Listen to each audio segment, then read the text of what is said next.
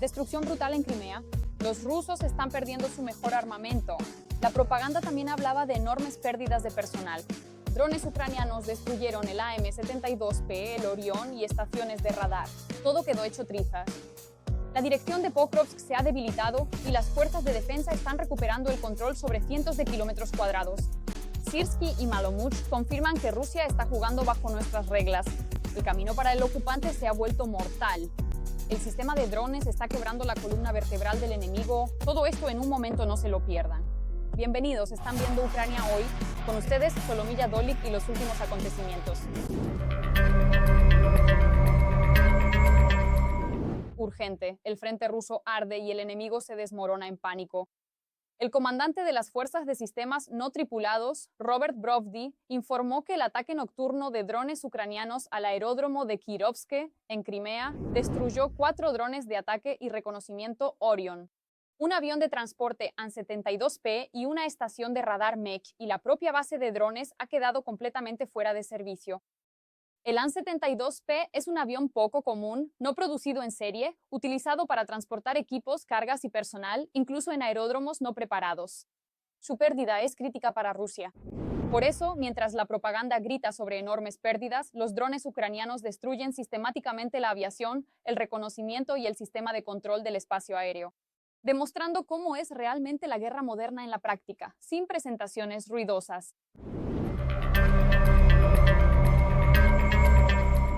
Mientras en Crimea continúa la feroz derrota del enemigo, los drones ucranianos destruyen sistemáticamente la aviación, el reconocimiento y las bases, y en el espacio informativo aparecen nuevas confirmaciones de la magnitud de las pérdidas del ejército ruso. El bloguero Z. Romanov, que últimamente se ha descontrolado por completo, lo dice de forma muy cautelosa y entre líneas. Reconoce que las pérdidas reales mensuales del ejército de Putin en Ucrania ascienden a unos 30.000 eliminados. Así que tenemos una buena noticia, ya que poco a poco las fuerzas ucranianas se están acercando a su ambicioso objetivo de 50.000 al mes. Y esto es otra señal de que cada ataque de los drones ucranianos y cada operación en el frente agotan notablemente al enemigo, acercándonos más al avance estratégico.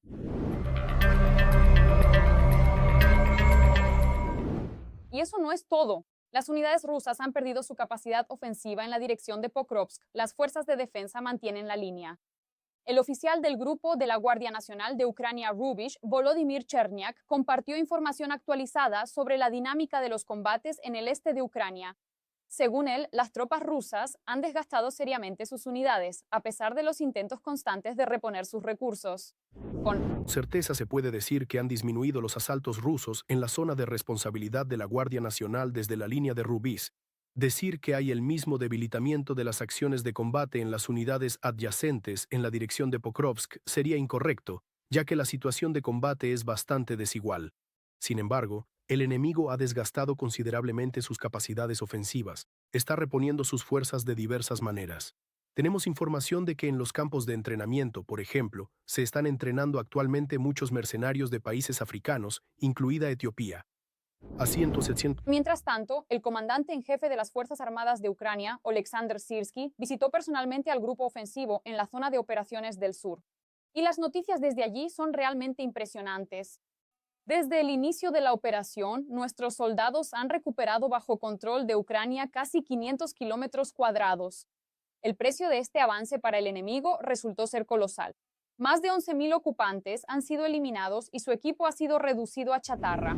Mientras los ocupantes rusos, una vez más, atacan deliberadamente la infraestructura civil y a la población pacífica, nuestros edificios de varios pisos, maternidades y monumentos históricos, las fuerzas de defensa de Ucrania están destruyendo sistemáticamente al enemigo en el campo de batalla.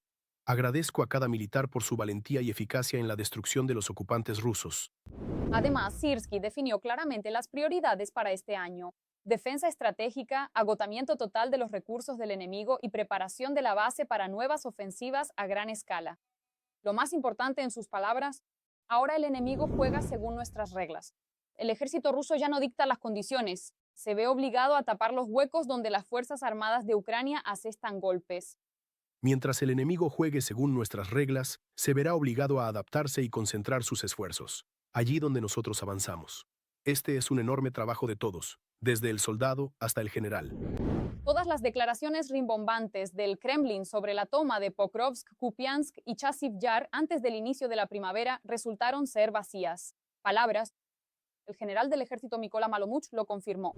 Rusia perdió estratégicamente en el formato de operaciones ofensivas que habían planeado para el otoño, el invierno y la primavera de este año.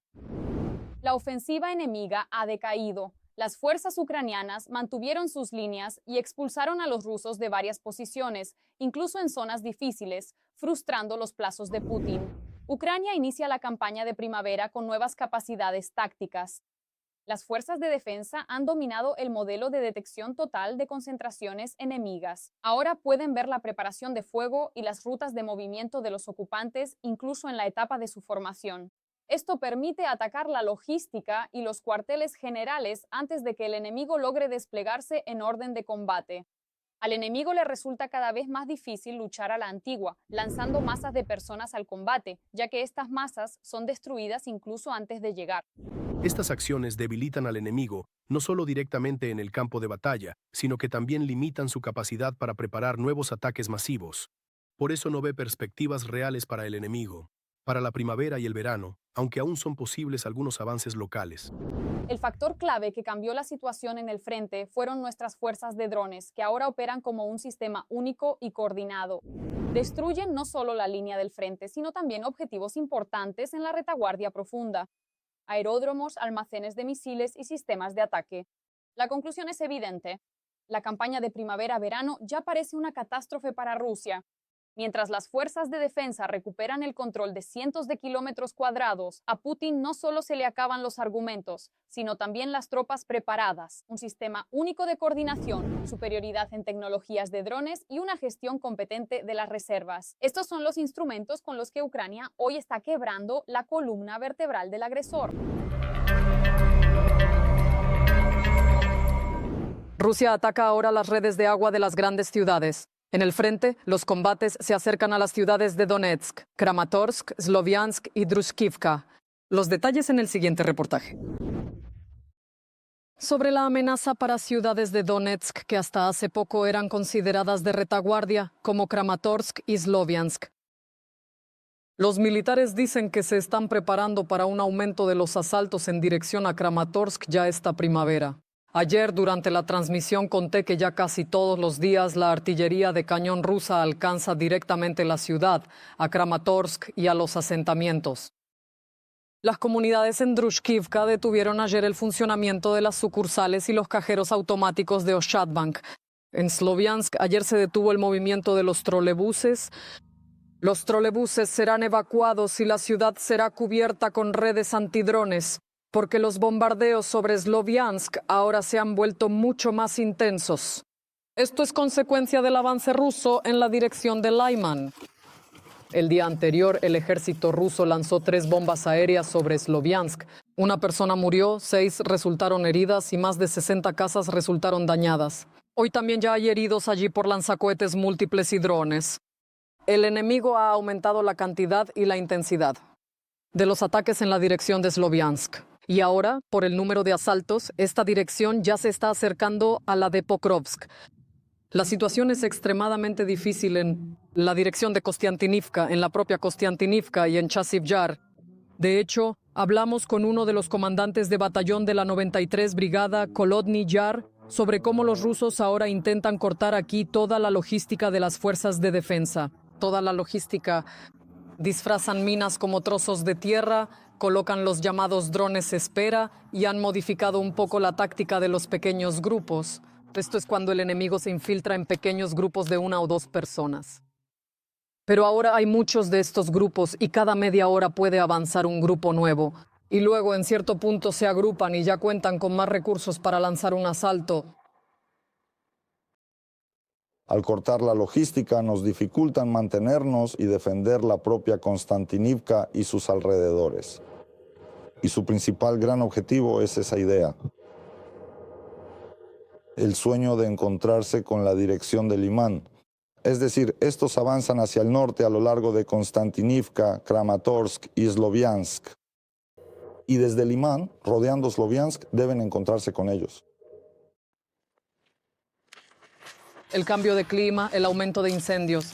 También influyen mucho en el curso de las acciones de combate y en la táctica que eligen tanto los comandantes ucranianos como los rusos. Por un lado, el sol, que ha reemplazado a las nieblas, no permite que los pequeños grupos rusos se infiltren tan fácilmente porque se les puede ver. Y por otro lado, si la actividad solar es enorme, el cielo está lleno y zumbando de drones. El día anterior también trabajamos en la dirección de Dupropil, esto es el distrito de Pokrovsk.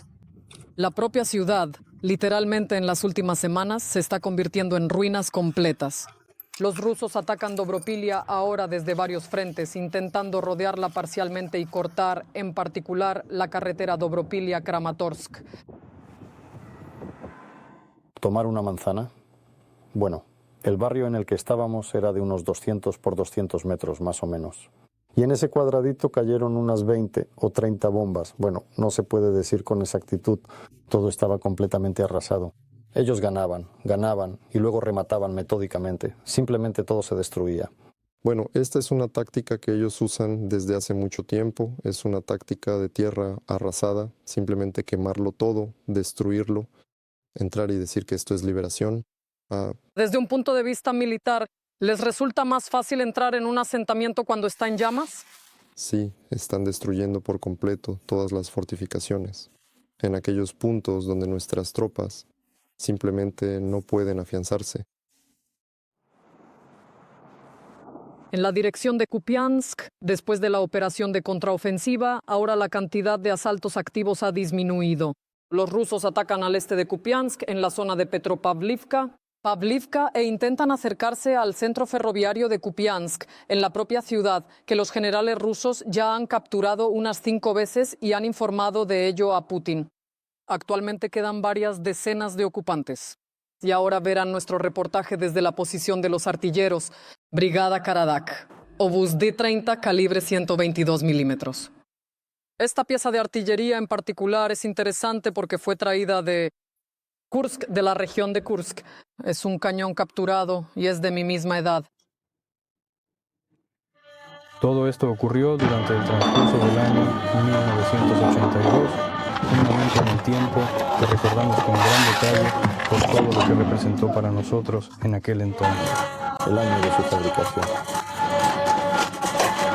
¿Qué es lo que se siente al estar operando un cañón que es ruso y que estuvo presente allí mismo, justo en la frontera? Muy bien, asegúrense de que todos estén listos y preparados. La primera sensación fue tras el primer disparo, fue tan impresionante que hasta me quitó el aliento.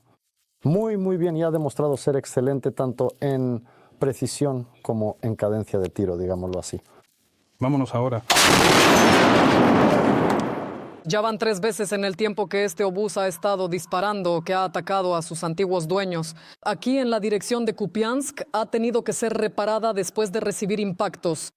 Los rusos cazan este tipo de posiciones de fuego, porque tan pronto como avanzan en masa o lanzan un asalto, los artilleros reciben la orden de cañón a combate. ¿Cuáles son principalmente sus objetivos aquí ahora? Infantería. ¿Concentraciones? Sí, concentraciones de infantería. Luego motocicletas cuando las hay. Últimamente esto es muy a menudo cortan la logística. A nosotros nos lanzan tanto FPV drones como Lancets. Tratamos de escondernos, cuanto mejor te escondes, mejor. En Kupiansk, todavía después de la exitosa operación de contraofensiva y limpieza, quedan varias decenas de militares rusos. Se esconden principalmente en los sótanos de edificios altos dañados, cerca del hospital de la ciudad. Los detectan cuando ven que un dron ruso entrega suministros en algún punto. Al mismo tiempo, los rusos atacan al este de Kupiansk, en la zona de Petropavlivka, e intentan acercarse a Kupiansk-Buzlovyi. ¿Pólvora? Para que sean iguales, para que vuelen de manera precisa. ¿No? Y si una es más ligera y otra más pesada. Bueno, entonces no hay un disparo uniforme. Uno vuela más lejos, otro vuela más cerca. Los artilleros de Karadagov se preparan para trabajar, pesan la pólvora. Dicen que todo es como en una farmacia, gramo a gramo. Aquí, en el frente, hoy se entrelazan las tecnologías de la Segunda Guerra Mundial con las tecnologías de la guerra moderna. Al mismo tiempo, funcionan tanto drones fabricados en 2026 como cañones que tienen 40 y hasta 80 años. ¿Tiene usted con qué comparar este cañón? ¿Tuvo alguna anterior para poder decir qué le parece esta? Sí, tuvimos una... Antes trabajábamos con la D-44, pero esto no se puede comparar. Esto es mucho mejor, mucho más resistente, mucho más potente. ¿Y esa D-44 de qué año era? Es del año 46, me parece.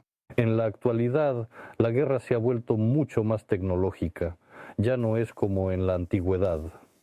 Cuando era necesario sacar el cañón, por ejemplo, directamente al campo de batalla, corregirlo manualmente, disparar con precisión y luego volver a engancharlo todo para poder salir de allí. Ahora todo está en la tecnología, los drones, y los drones realmente molestan mucho ahora. Ahora escuchamos el cielo tanto cuando trabajamos como cuando nos movemos. El cielo está ahora densamente cubierto por todos los drones posibles que poseen los rusos. Sube. ¿Te parece si entramos ya? Sí, me parece una buena idea. Ve. Ahora mismo procederemos a realizar un nuevo pedido.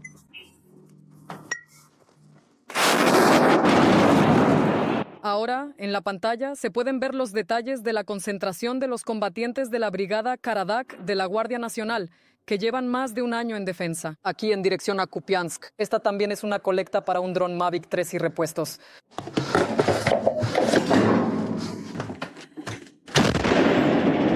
¿Qué sientes cuando recuerdas que este cañón ruso fue traído desde el territorio de Rusia? ¿Aquí como trofeo? Para comenzar con todo esto, probablemente experimentamos un profundo sentimiento de orgullo por nuestros hermanos y hermanas que fueron quienes accionaron el gatillo de esta arma. Luego la transmitieron y ahora también está teniendo un impacto directo en todo esto. Entra ahora mismo.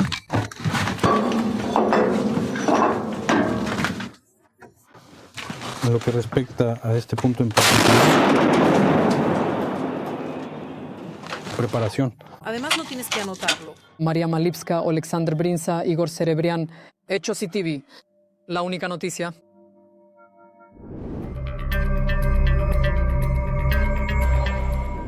Mientras tanto, en las direcciones de Oleksandrivka y Zaporizhia, las tropas ucranianas lograron recuperar el control de 8 aldeas a la vez. Hasta ahora, esto es solo un éxito inicial, pero ya envía una señal importante. La defensa y el contraataque de las tropas ucranianas están dando resultado. En el artículo que aparece a continuación se detallan estos éxitos y sus implicaciones para las operaciones futuras. Esta es la ubicación exacta de las armas más importantes del enemigo. Y este es el barrio, paseando. Los soldados ucranianos están intentando avanzar por aquí con bastante éxito. Nosotros nos acercamos al refugio. Al principio, esa era su posición que nosotros ocupamos. 2 soldados rusos saltaron a la trinchera con los combatientes del 225 Regimiento de Asalto. El tiroteo en el refugio continúa directamente en las trincheras. Drones vuelan en ayuda de nuestros soldados. Así, manténlo así. Ahora vamos a lanzarte algo pesado. Así, manténlo así. Un dron bombardero de ataque brinda apoyo aéreo. La tarea del piloto es lanzar la munición exactamente en el agujero donde se metieron los rusos, y hacerlo de manera que no afecte a sus propios compañeros. Serpiente, serpiente, estabilidad, los voy a lanzar. Un poco más adelante, justo al borde del bosque. El dron finalmente lanza la munición sobre los rusos. El enemigo está herido. Ahora será más fácil para nuestra infantería, que está en la misma trinchera, encargarse de él. Por ahora se contienen ante los asaltos. Sin embargo, hay muchos asaltos. Solo hoy, específicamente en esta franja boscosa, en estas posiciones, ya ha habido al menos 3 o 4. Por ahora logramos repelerlos, pero por supuesto nos gustaría que todo fuera aún más exitoso. Los rusos han concentrado fuerzas considerables en la dirección de Zaporizhia, varias armadas que lanzan al combate en diferentes sectores. La proporción de nuestras fuerzas con respecto al enemigo aquí es de 1 a 10, dicen en el 225 Regimiento de Asalto. Y aún así logramos contener tales ataques.